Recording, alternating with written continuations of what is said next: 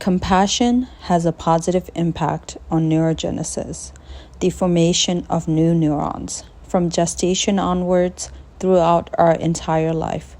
Conversely, aggression limits the development of neural circuits, destroying cells and brain structures and blocking the operation of certain genes.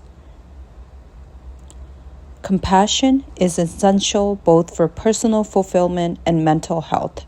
Studies have shown that our state of mind modify how our genes operate. If we infuse our minds with compassion, we block the genetic stress response and modify the brain's biochemistry. Loving kindness generates happiness.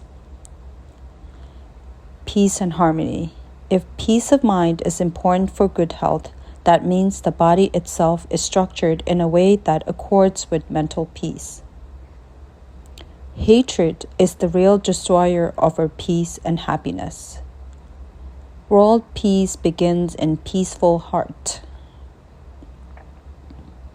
Harmony cannot thrive in a climate of mistrust, cheating, bullying, and mean-spirited competition.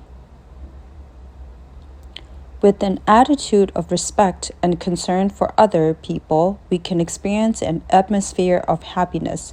That way, we can create real harmony, real brotherhood. Because we all share the small planet Earth, we have to learn to live in harmony and peace with each other and with nature. That is not just a dream, but a necessity. Kindness is the key to peace and harmony in family life.